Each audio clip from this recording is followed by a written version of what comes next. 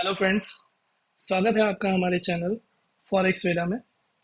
तो जैसा कि आप जानते हैं, हर वीक का स्टार्ट होने से पहले हम अपना गोल्ड का व्यू रखते ही हैं। तो अब इस बार भी ऐसा ही है कि हम अपना गोल्ड का प्रिडिक्शन रखेंगे। मार्केट कैसे जाएगा वो मुझे नहीं पता। मैं सिर्फ अपना व्यू ही रखने वाला हूँ, उससे ज़्यादा मैं कुछ भी नहीं बोलता। और डिस्क्लेमर, मैं इसमें किसी को भी कोई भी ट्रेड लेने के लिए कहीं पे भी एंकरेज नहीं करता। मैं सिर्फ मार्केट के लिए अपना एक व्यू रखता हूँ, उससे ज़्यादा कुछ भी नहीं। तो आइए देखते हैं लास्ट वीक गोल्ड ने किस तरह रैली निकाली। ठीक है। तो जैसा कि मैंने मंडे को वीडियो बनाया था, आई मीन तो संडे को, लास्ट संडे को, तो उसमें मैंने ऐसा बोला हुआ था कि पॉसिबल चांसेस हैं गोल्ड फ्राइडे के लो को टच करेगा और उसके बाद धीरे धीरे ऊपर जाएगा और कंटिन्यू रैली करेगा। और हमें पता ही था कि मार्केट अगर 26-28 को टच करेगा तो वहाँ से एक ही बार गिरेगा। दूसरी बार वहाँ से मार्केट ज़्यादा नीचे मूवमेंट नहीं देगा, कंटिन्यू ऊपर की तरफ ही जाएगा। अब जैसा कि आप सब लोगों को पता है कि 18 सितंबर को मिस्टर पावेल ने ऑलरेडी प्रॉमिस किया हुआ है। मिस्टर पावेल हमारे फेड के प्रेसिडेंट हैं कि हम रेट ऑफ इंटरेस्ट घटाएंगे। और पहले उन्होंने 2023 को ऐसा बोला हुआ था कि वो रेट ऑफ इंटरेस्ट घटाएंगे एवरेज 0.5 से 0.75 तक। और 30 सितंबर नाइट को मिस्टर पॉवेल के ही कुछ एम्प्लॉयज़ ने ऐसा रिवील किया कि इस बार इनका 0.25 से ज़्यादा इंटरेस्ट रेट घटाने का कोई मूड नहीं है। तो इन्वेस्टर्स ने जितना भी गोल्ड को पंप किया है, वो पंप किया है उन्होंने एवरेज 0.5 इंटरेस्ट रेट को ध्यान में रखते हुए। जैसा कि हम देखते हैं फॉरेक्स फैक्ट्री में जो हमारे मिस्टर पॉवेल हैं, पहले देख लेते हैं कि कितना इंटरेस्ट रेट ऑफ इंटरेस्ट था पहले और अभी क्या एक्सपेक्टेड है। ओके। तो फेडरल गवर्नमेंट का पहले का इंटरेस्ट रेट था 5.50, जो उन्होंने कंटिन्यू मेंटेन किया हुआ है, आप देख सकते हो पिछले काफ़ी टाइम से। ठीक है। जो अब उनको उम्मीद है कि ये रहेगा 5.25। ठीक है। तो इस बार 13 सितंबर को जैसे ही रात को अनाउंस हुआ कि मिस्टर पॉवेल 0.25 से ज़्यादा रेट घटाने वाले नहीं हैं, वैसे ही गोल्ड की रैली में काफ़ी सारा स्टॉप आ गया। तो गोल्ड 86 से ऊपर नहीं गया। अब हमारा एनालिसिस देख लेते हैं कि आने वाले वीक में 16 सितंबर से एक वीक के अंदर गोल्ड का मूवमेंट किस तरह हो सकता है। तो आइए हम अपने चार्ट पे देखते हैं। अब जैसे कि आप देख सकते हो, गोल्ड ने कोई भी ठीक ठाक स्ट्रक्चर नहीं बनाया है ऊपर की तरफ, सिर्फ बड़ी बड़ी कैंडल्स है। तो अब हमारे पास स्ट्रक्चर ना होने के कारण हम एग्जैक्टली तो कुछ भी नहीं बोल सकते। हाँ, पर गोल्ड के अंदर वॉल्यूम इम्बैलेंसेस बहुत सारे हैं।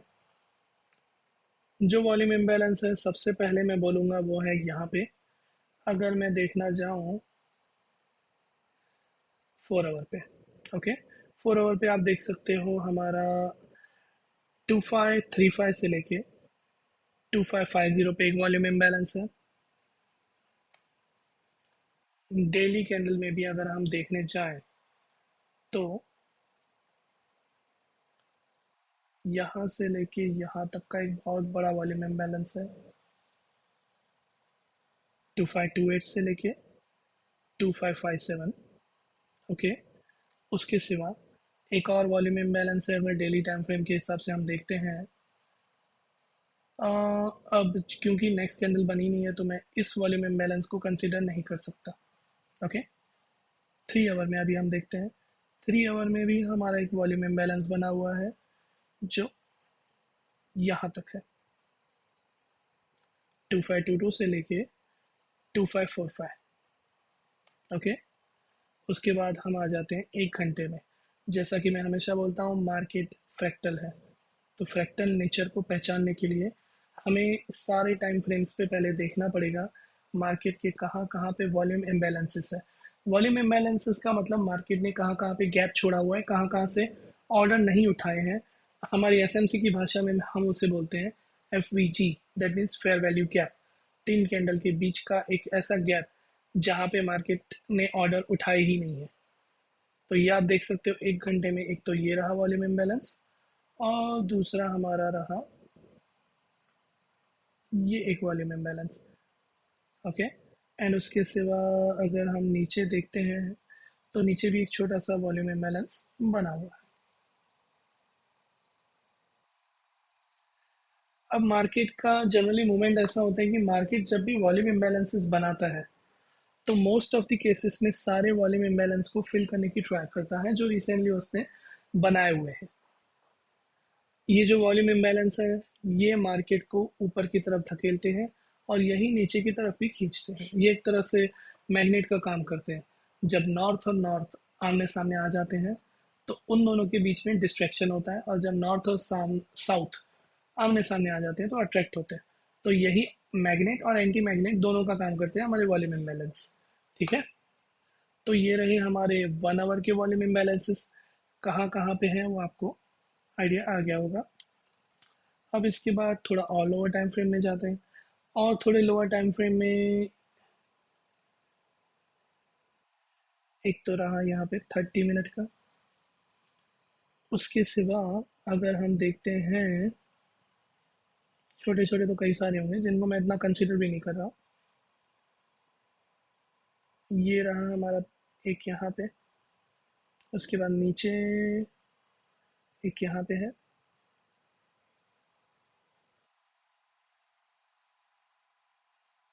ओके। एंड मार्केट ने एक ऑर्डर ब्लॉक बनाया हुआ है 30 मिनट में, जो आप देख सकते हो यहाँ पे। तो ये आ रहा है हमारा पी ओ आई रहेगा, ऑर्डर ब्लॉक। ठीक है।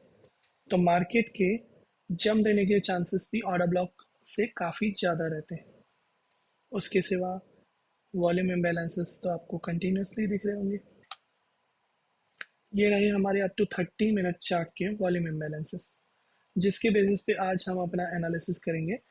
तो अब नेक्स्ट वीक मंडे का किस तरह से गोल्ड का मूवमेंट रहेगा वो हम देख लेते हैं। अब क्योंकि 4 घंटे के चार्ट में, 4 आवर के चार्ट में आप देख सकते हैं कि 4 आवर की जो कैंडल बनी है उसने प्रीवियस कैंडल की लिक्विडिटी ग्रैब की है। हमारे सी आर टी मॉडल के हिसाब से हम कंटिन्यू देखेंगे कि वॉल्यूम इम्बैलेंसेस किस तरह काम करते हैं। अब अगर मैं कंटिन्यू सी आर टी को ही एज अ रेफरेंस लेता हूँ तो हम देखते हैं मंडे से फ्राइडे तक का मोमेंट किस तरह हो सकता है। ठीक है। आइए शुरू करते हैं 78 से। अब क्योंकि सी आर टी रेंज जो बन चुकी है उस हिसाब से मार्केट सी आर टी के 70% तक आ चुका है। तो मार्केट 78 से सबसे पहले जाएगा 81 82 के आसपास तक, जहाँ से मार्केट शायद एक ओ टी एंट्री देगा सेलिंग की।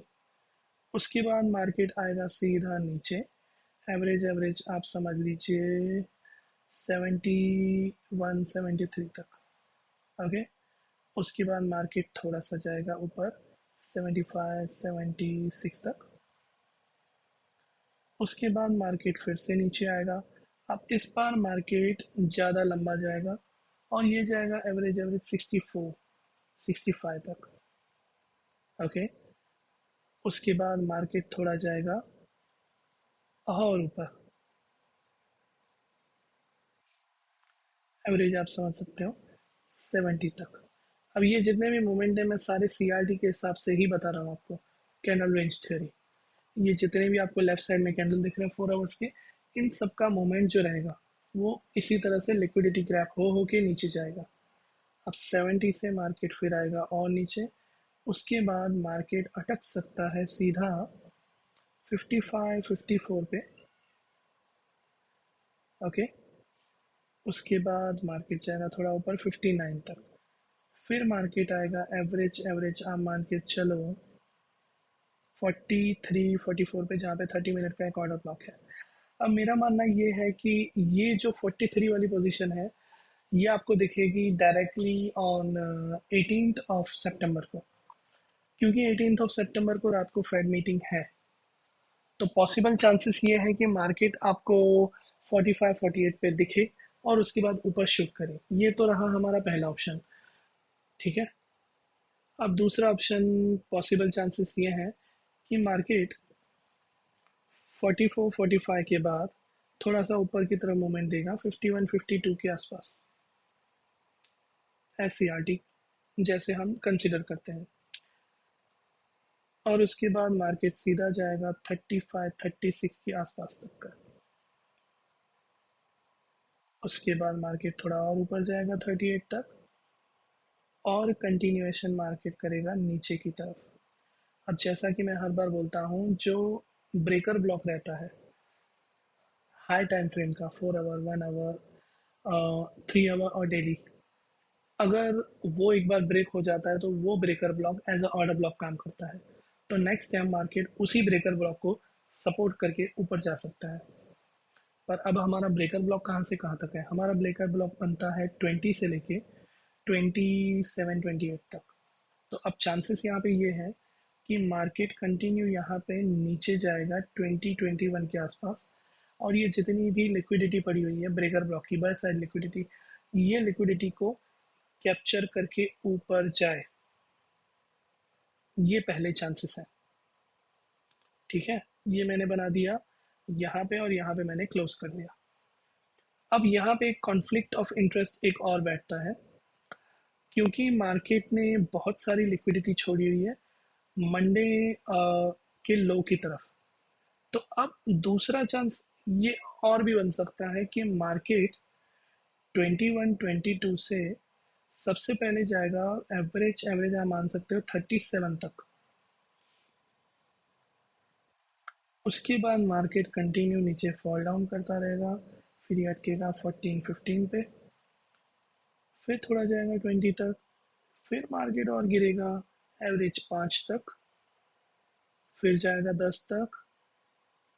उसके बाद मार्केट जाएगा सीधा नीचे आपके 2497 से लेके 2499। अब यहाँ पे भी दो पॉसिबिलिटी बनती है, एक तो 2497 और एक 2485। जबकि 2485 आने के चांसेस बहुत ज़्यादा ही कम है। तो मेरा मानना ये है कि मार्केट 2497 को टच करेगा, और उसके बाद स्लोली स्लोली स्लोली स्लोली ऊपर की तरफ रैली बनाएगा। अब ये रैली कब बनती है वो कोई भी डिसाइड नहीं कर सकता। पॉसिबल चांसेस है ये जितना मोमेंट है आपको मंडे और ट्यूसडे में देखने को मिल जाए, और ये जो ऊपर की तरफ रैली है ये आपको देखने को मिल जाएगी 18 सितंबर रात को 11:30 बजे।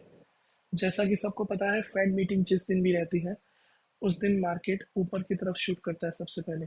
और अगर मार्केट ने ऊपर की तरफ 100% शूट अप किया है तो उसके बाद मार्केट तुरंत ही 80% का करेक्शन दे देता है, फिर उसके बाद ऊपर की तरफ ही डटा रहता है, और नेक्स्ट डे वापस 70-80% का करेक्शन दे देता है। तो पॉसिबल चांसेस ये है कि ये जितना मोमेंट मैंने आपको बताया, पॉसिबल फर्स्ट वे है यहाँ तक जो है 2522, या तो फिर 2497। मार्केट दो में से एक जगह पे अगर आता है तो ऊपर शूटअप करने के चांसेस बहुत ही बढ़ जाते हैं। अब वो तो डिसाइड करेगा हमारा 18 सितंबर रात को 11:28 पे मार्केट जहाँ पे खड़ा होगा, वो रहेगा एक स्ट्रॉन्ग पीओआई जो मार्केट को ऊपर की तरफ धकेल सकता है। एंड उसके बाद मार्केट ऊपर की तरफ average average $20 to $30, that means near about 200-300 पिप्स के आसपास आपको ऊपर की तरफ मूवमेंट देखने को मिल जाएगा। और जो नेक्स्ट मंथ है, नेक्स्ट मंथ में फेडरेशन का एक और रेट कट आने वाला है। तो गोल्ड को अभी आप बियरिश ना ही समझो तो ज़्यादा बेहतर रहेगा।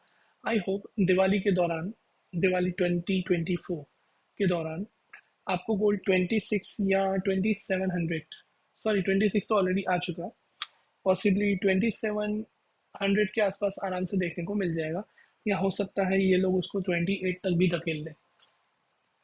तो गोल्ड के प्रति मैं अभी 2-4 दिन तो बेयरिश हूँ, पर उसके बाद मैं गोल्ड के लिए कम्प्लीटली बुलिश हूँ, बिकॉज फेड ने जो प्रॉमिस किया हुआ है अब उसकी बारी आई हुई है, और उस वजह से इन्वेस्टर्स काफ़ी बुलिश हैं। ठीक है, तो ये रहा मेरा व्यू इस बार का कि गोल्ड के क्या क्या व्यू हो सकते हैं।